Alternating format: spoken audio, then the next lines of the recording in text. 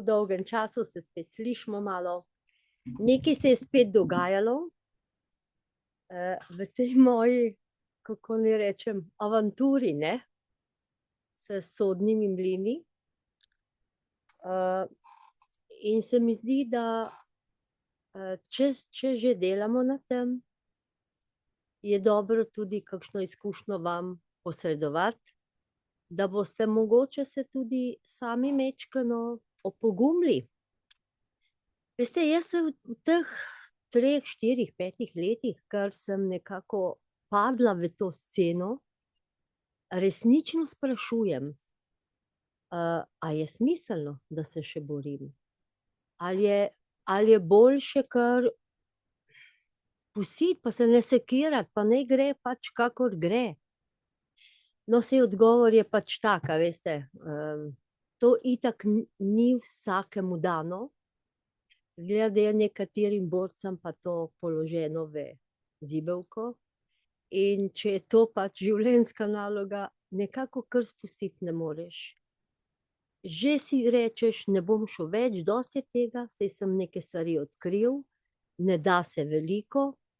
Posebej, kadar si med kakšnimi znanci, prijatelji, ne, ki te tako fajn potolažijo, ne, kaj pa češ, saj se nič ne da, ne.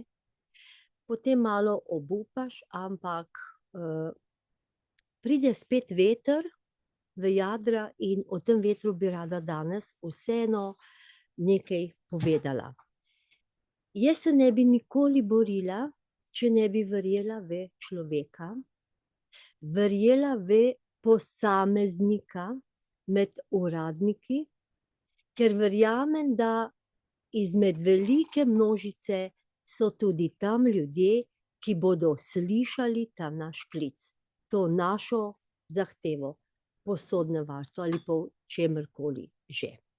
Tako da mogoče bo malo optimizma kar dobro v tem večeru. No, in bi takole začela. Torej, a se splača boriti ali ne? Mi boste povedali vi na koncu, a se vi tudi borite ali ne.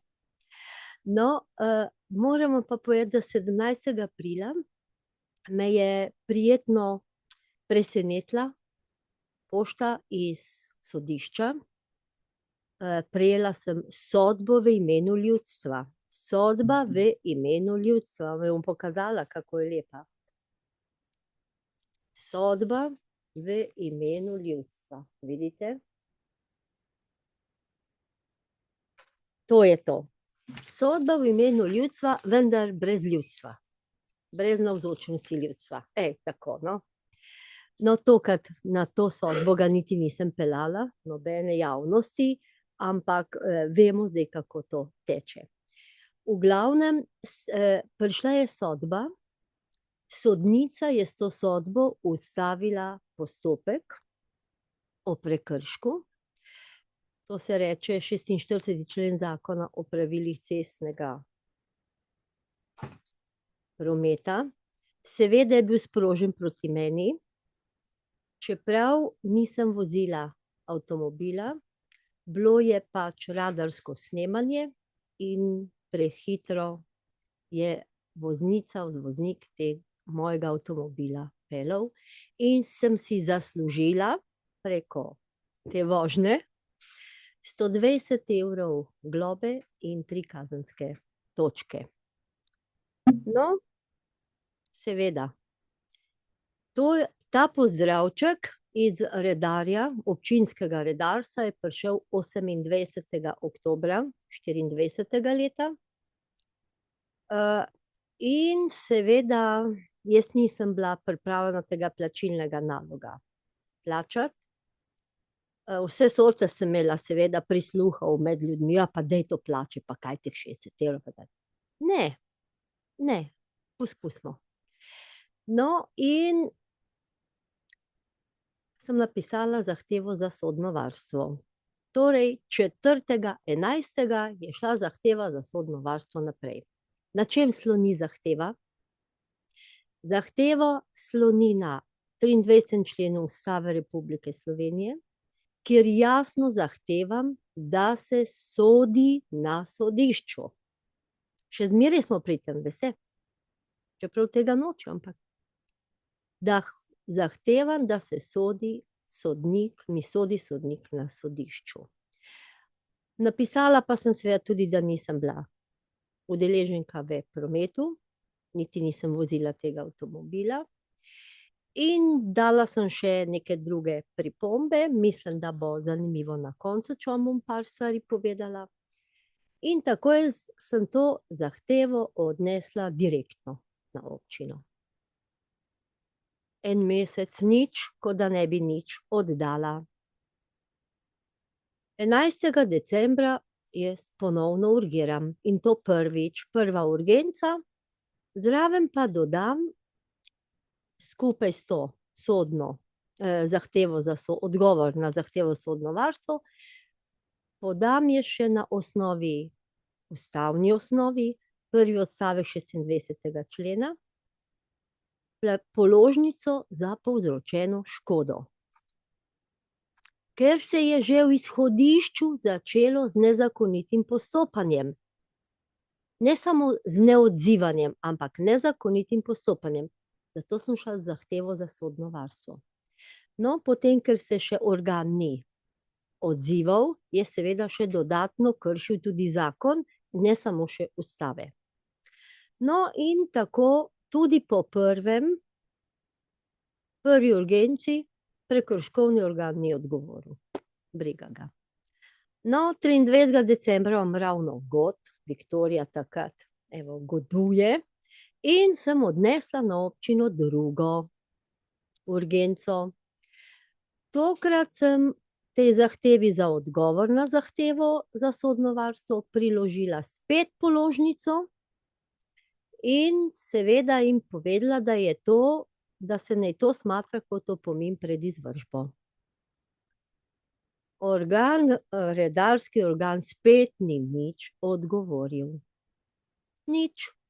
Tako da jaz do 28. februarja, 2 meseca, od 23. decembra do 28. februarja, nisem vedela, kaj se dogaja z mojo zahtevo za sodno varstvo.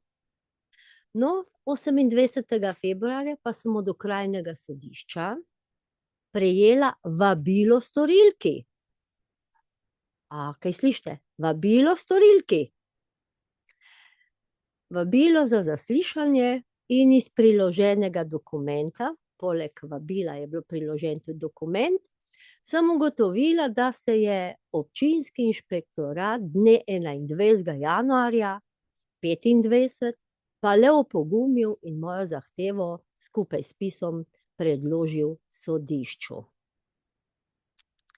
To je bilo 2 meseca in pol po podani zahtevi za sodno varstvo. Če vam povem, da sem o tem tudi sodnico vprašala, pa sem dobila odgovor, da niso vezani na nobene roke. To ni res, veste, ampak pač tako govorijo, ne. No, 12. to vabilo me je s tem vabilom me je sodnica povabila na zaslišanje na sodišču in seveda tja sem tudi šla. Moram vam povedati, da sem bila zmedena, ko sem tja šla, vedela sem samo to, kaj je dejansko bilo. Kje sem jaz bila takrat, ko se je ta dogodek s to prekoračitvijo hitrosti in kje zgodil. Bila sem doma, bila sem v svojem stanovanju, kot navadna gospodinja, ki je kuhala, pospravljala, niti na računalniku nisem bila nič, in živ Bog me ni poklical, in z nobenim nisem govorila in nobenega dokaza nisem imela. In tako sem jaz šla tja. Jaz sem imela sicer eno sodbo, samo identično moji situaciji, vendar ta gospod je bil, na katerega je registriran avto, v tujini in je slučajno plačal en račun in je prek banke enega papirčka pa potrdila to dokazal. Čeprav notri tudi v tej sodbi piše, da ni vedno potrebno materialnega dokaza. To je zelo dobro, boste videli, ko bom razložila. To je sodba ustavnega sodišča. In jaz sem takole odšla na sodišče in nisem se prav dobro počutila. Ampak je bilo zelo zanimivo, predala sem se, nisem hotela ne javnosti voziti s sabo, nič, ker sem rekla, če je pa namenjeno, da se nek premik naredi, naj se pa naredi. In ko sem stopila v dvorano, je bil takoj pozdrav, tukajle gor, treba je bilo stati, ne, Gidi, midva veva, kako je to, ker stojiš. Ja, tako kot Fajmošter na Priženci, pri tistem. No, in jaz samo pravim, če lahko se malo razkomotim, ja, noben problem, in res je bila prijazna sodnica. No, ko pa se jaz lepo tako postavim, pa gospa sodnica že narekuje nekaj, potem pa se ustavi, pa mene pogleda, pravi, gospa, jaz bom zadevo, postopek ustavila, samo povejte, kje ste bila. Jaz sem bila tako presenečena, da nisem besed imela. Jaz sploh nič, kar obstala sem. In po nekaj sekundah jaz pravim,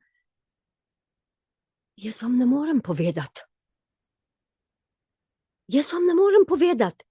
A veste, v sebi sem nekako imela, kaj čem to govoriti, jaz sploh nimam nobenega dokaza. In jaz sem bila res presenečena, ne morem vam povedati. In ona mene čisto pogleda, pa pravi, kako ne morete povedati? In jaz se zberem in pravim, gospa sodnica, poglejte, ena gospodinja, ki je celo dopoldan ali pa cel dan doma. Dela, kuha, pripravlja slavnostno kosilo, godovni dan Luka, vse to povem. Kako nima pa nobenega obiska, nobenega dokaza. Kako naj ona pove in ji bo sodišče verjelo? Brez dokaza. In ona pogleda mene in pravi, a ste bila doma? Ja, sem rekla, gospa sodnica, doma, tako kot sem vam zdajle povedala. In zato nimam dokaza. Imam nič drugega kot svojo besedo, če ji verjamete. In glejte, ne morem vam povedati, ničesar drugega me ni vprašala. In potem si mi je še več stvari jaz spraševala, ampak na koncu je napisala sodbo, v katero jaz nisem verjela, da bo napisala. Mož je rekel, ta zadeva je zaključena, jaz sem rekla, ne verjamem. Res, po teh izkušnjah, kar sem jih do takrat imela. No, in potem sem jaz pač, zakaj vam čem povedati to? Saj takrat nisem vedela, da bo to nekako peljalo k temu, da bo ustavila postopek, da bo sodba taka, ne? Ampak 18.3. je napisala to sodbo in dobila sem jo 17. aprila in bila sem prijetno presenečena. Zakaj sem bila presenečena? In zakaj vam o tej sodbi danes govorim? In velikokrat sem se v mislih zahvalila za to, da sem dobila na pot človeka, ki je poslušal in je verjel mojim besedam. In da ni imel predstave zemljevida, da smo vsi lažnivci in vsi storilci in vsi kriminalci. Tega sem vesela in v mislih velikokrat rečem hvala tej gospej v vlogi sodnice, da je premogla to in da je verjela in tudi sodbo napisala krasno. Druga zadeva. Bom vam kar iz sodbe malo povedala, ker je izredno, je pa to. Ta sodba je tudi za vse vas, ki poslušate, za vso Slovenijo pomembna. Vsi jo lahko nesete, kadar imate identičen primer, ali bomo imeli primere, ko dobimo obvestilo o prekršku, pa nismo bili neposredno v kontaktu z redarji. Takrat je vedno vprašanje, kdo je dejansko parkiral, kdo je dejansko vozil, kdo je dejansko bil s tistim vozilom. In oni dajo avtomatsko osebi, na katero je vozilo registrirano. Seveda tukaj pa je lahko razkorak, tako kot je bil pri meni. In poslušajte, en zelo, zelo, zelo dober stavek oziroma prva, to je pa ali je 4. točka v tej sodbi, pravi, tako je v sodbi zapisala sodnica, da bi moral prekrškovni organ pred izdajo odločbe, torej pred izdajo plačilnega naloga o prekršku storilko, žal sem vedno imenovana storilka, to bomo na koncu malo debatirali, pisno obvestiti in jo poučiti o njenih pravicah po določbi 2. odstavka 55. člena, ter ji omogočiti, da se izjasni o dejstvih in okoliščinah prekrška.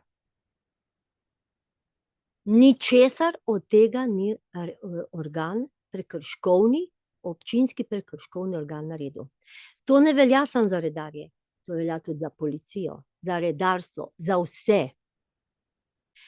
In nadaljuje ona, storilka se je o dejstvih in okoliščinah prekrška prvič lahko izrekla šele z zahtevo za sodno varstvo. Zato je, vidite, zato vam rečem, zato je pomembno pisati zahteve za sodno varstvo. Ali vsaj napisati, zahtevam ustno obravnavo, ker nisem storil tega, kar mi očitate.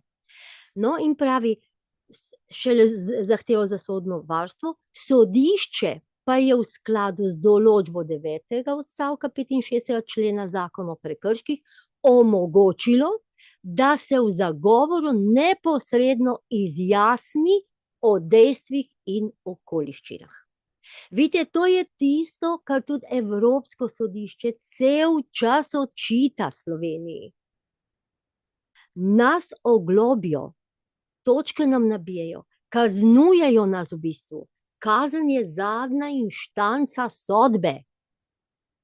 Mi pa najprej dobimo kazen, potem se pa, če ima kdo sploh še kaj posluha za nas, gangamo naprej, da dokažemo, da nismo storili tega, kar nam očitajo. To je, da je tako pomembno v tej sodbi. Vsak, čisto vsak od vas, ki me poslušate, in vsi ostali se lahko na to sklicujejo. Niste me opozorili. A veste, morajo vas tudi opozoriti o tem, da ne boste pričali zoper najbližjih. Mene sodnica ni vprašala, kdo pa je gospa vozil. Ne.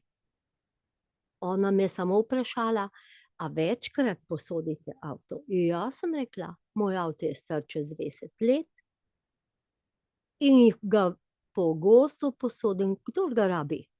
Ali družinski člani, ali pa prijatelji. In se nisem le zlagala, veste? Res je tako. Ko da veste, kje je avto za naposoditi. Ja. No, zdaj pa naprej. Kaj je še zelo pomembno? Zapisala je tudi, storilka je povedala, da ne more dokazati, da je bila v času storitve prekrška res doma, ker je bila doma sama. Sodišče je prosila, da ji verjame, rekla sem jim, imam samo svojo besedo proti sodišču, in nadaljuje sodnica, ker nima nobenega drugega dokaza. Sodnica je navedla odločbo, zelo pomembna, odločba ustavnega sodišča, ki poudarja skladnost 8. člena zakona o cestnem prometu in predpisih, no, tako, da ni nujno dokazati odsotnosti. Bistveno je uspešno izkazati razumen dvom v očitek redarstva ali policije ali kateregakoli prekrškovnega organa. In tako naprej. To vam zaradi tega govorim, da boste znali razmisliti, kadar boste dobili obvestilo o prekršku ali pa že plačilni nalog. In vam bom še nekaj povedala. Imam izkušnje tudi z obvestilom o prekršku. Nič od tega, kar je napisala, sodnica ne napišejo v obvestilo o prekršku. Noter obvestilo o prekršku so samo stavki za strah. Če ne boste to, bo pa to, če ne bo to, pa ne bo zbrisano, če pa ne bo, to vam lahko enkrat pokažem, ali pa ste sigurno že to dobili. Tako da ta sodba je vrhunska iz več pogledov. In da vam preberem, kaj je v 5. točki napisala. To se mi zdi tako pomembno, ker redko srečaš kaj takega. Sodišče je zagovoru storilke verjelo, saj je svoj zagovor podala jasno in prepričljivo, svojo izpovedjo pa na sodišču ni vzbudila nobenega razloga za dvom v resničnost izpovedanega. Sodišče je verjelo tudi njeni navedbi, da nima nobene priče, ki bi dejstvo, da je bila v času storitve prekrška doma, potrdilo. Gre za upokojenko v letih, v katerih ljudje ponavadi živijo sami. Zakaj vam to berem? Zato, ker moramo vsi se ozavestiti, da vsako našo zahtevo za sodno varstvo, praviloma skoraj vse, ali pritožbo, se v zakonu najde za potrditi, torej, da se jo ovrže, ali pa tako, da se jo sprejme. Vse se da dobiti. Jaz sem pa pri tem vesela tega, ker nič več ne verjamem v resnico. Tukaj pa je zmagala resnica. Jaz sem v resnici povedala pošteno, tako kot je bilo. In bila sem zmedena zato, presenečena, ker sem vedela, da je skoraj nič možnosti, da bi brez dokazov zadeva se končala tako, kot se je. Torej, postopek je ustavljen, jaz sem pa sicer ostala storilka. Glejte, tako je. V zakonu o prekrških je zapisano, da se kršitelja, domnevnega, poslušajte, no to ne piše domnevno, ampak tistega, ki ga dobi prekrškovni organ in ga smatra za prekrškarja oziroma za storilca, se ga tako tudi imenuje. No, to je zdaj pa nekaj, kar pa mislim, da bom mogla ponovno dati presojo ustavnemu sodišču, ker to je pa višek. Če je postopek ustavljen, potem ne morem biti jaz več storilka, saj tudi že takrat nisem mogla biti. Sem pa prejela vabilo storilki, seveda. Vam bom še to pokazala. Tako, da boste videli. Vabilo storilki. Tako. Tako da ta je večplastna zadeva, vesela sem jo, da se je tako rešila, ker mi je dala moč oziroma upanje, potrdila me v tem, kar sama verjamem, da sem pa tja, so pa posamezniki, ki bodo mogoče vseeno kakšno stvar doumeli in naredili. In druga stvar, veliko teh stvari bomo lahko uporabili, ne. No, te imam pa še eno majhno pikico, tamle in piše diplomacija sodnice. Ja, to je pa zelo, zelo zanimiva zadeva. Namreč, veste, v zahtevi za sodno varstvo sem zahtevala od redarskega organa, občinskega, da me poučijo, da mi dajo vedeti, na podlagi katerega zakona in katerega člena sme občina opravljati naloge sodišča in ali ima redar pravosodni izpit, pravno izobrazbo in tudi seveda podlago, pravno, zakonsko, da lahko opravlja vlogo oziroma funkcijo sodnika. No, temu redarstvo ni odgovorilo, odgovorilo pa ni tudi sodišče. In gospa sodnica je takole napisala, zelo, zelo zanimivo. Glede na, torej opiše, ne, da je postopek ustavljen, potem pa pravi, glede na navedeno se z ostalimi navedbami v zahtevi za sodno varstvo sodišče ni ukvarjalo. Nič za to. No, o tej storilki sem vam že povedala, to se bom pač morala še malo poigrati. No, zdaj bi pa takole, glejte, dolžnost slednjega nas je, da se odzivamo na sistem in na odločitve. Kakšne pač nam ta sistem pošilja. To je, glejte, sodba v imenu ljudstva. Ni dobljena zgolj zame. Želim, da ni zgolj zame. Pomembna je za vse, ki boste še kdaj v podobni ali celo povsem identični situaciji prekrškovnega postopanja zoper nas, vas in vsaki zadevi, kjer nismo ustavljeni, tako kot sem rekla, direktno na mestu prekrška. In jaz sem bila vesela zato, ker je to sodba, ki sledi resnici, temu, kar tudi jaz sledim, in tudi možnost, da pogledamo, da vseeno verjamemo, da se morda, kje pa skriva kakšen sodnik, ki še razmišlja v smislu resnice. Torej, ta izkušnja me je naučila, ne pristajajmo na vse. Ne pristajajmo na vse, ne dajmo jim naših ustavnih pravic, zahtevajmo jih. Ohranimo vero v posameznika, tega sodnika, ki nekako zna tudi reševati tako, kot je treba za državljane. In najdimo smisel. Jaz sem ga, ker če ne bi smisla bilo, veste, izgorimo. Zdaj sem napisala, da iznorimo. No, ampak dilema je pa, glejte, da bi vas človek rad slišal, a nadaljevati ali se umakniti. Ker to je dve zadevi, ki sem jih v teh letih uspela. Vse ostalo je pa na sistem, kot vam je prej pripovedoval Egidi, ne? Tako. Torej, bomo še naprej govorili, saj se nič ne da, ali bomo vseeno malo pisati začeli zahteve za sodno varstvo. Jaz želim, da to.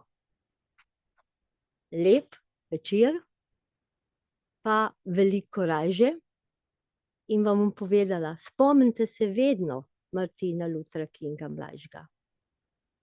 Jaz imam kar tam pri računalniku napisano.